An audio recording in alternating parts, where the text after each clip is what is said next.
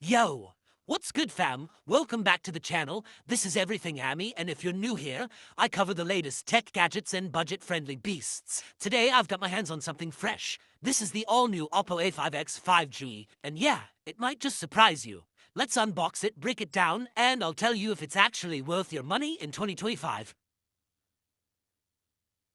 Alright, let's pop open the box.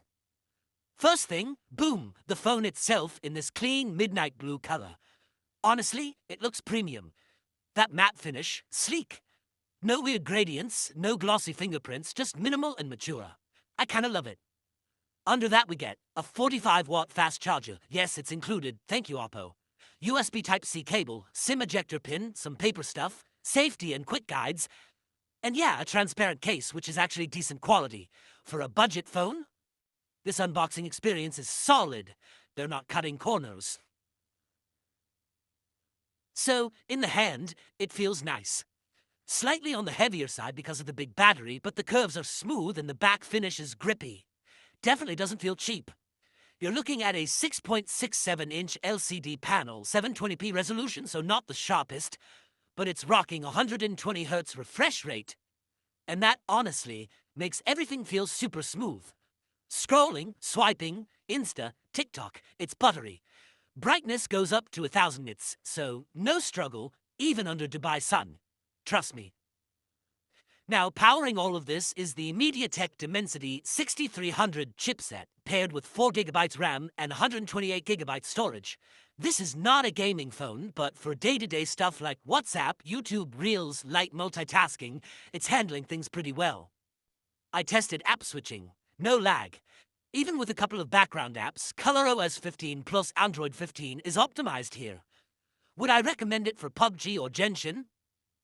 Maybe on low settings, but for 90% of people, it's more than enough. This right here is the showstopper. A massive 6000 mAh battery. Bro, this thing easily goes 2 days with normal use.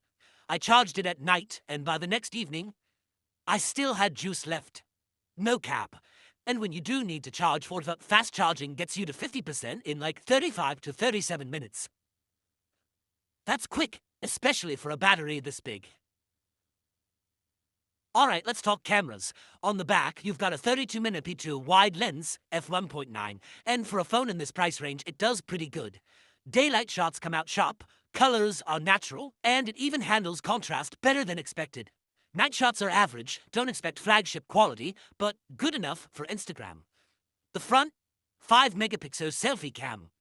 Yeah, not the strongest. It's soft and there's a bit of delay sometimes, but again, for casual video calls or stories, totally usable.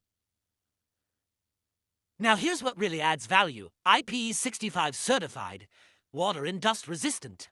Military standard durability, MIL-STD810H, means it can take some drops and splashes. Side-mounted fingerprint sensor, super fast, dual SIM support.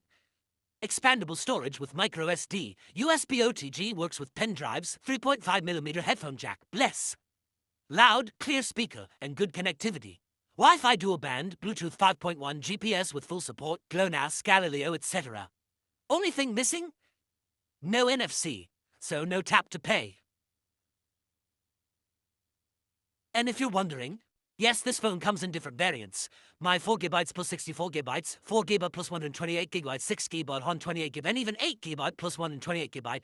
Mine's the 420GB version, and with UFS 2.2, it's noticeably faster than older eMMC storage. So,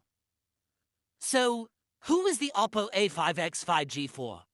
If you need a reliable daily phone with excellent battery life, smooth 120Hz display, clean, minimal design, latest Android 15, and all that under a budget, then this is a no-brainer. Don't expect flagship performance or pro-level cameras, but for day-to-day use, this phone just works. I'll give it a solid 8 out of 10. A few compromises, but nothing deal-breaking. If you found this helpful, do me a favor, drop a like, hit that subscribe button, and let me know in the comments. Would you pick the OPPO A5X over something like a Redmi or Realme in this range? I'm Ammi, and this is Everything Ammi. Catch you in the next one. Peace!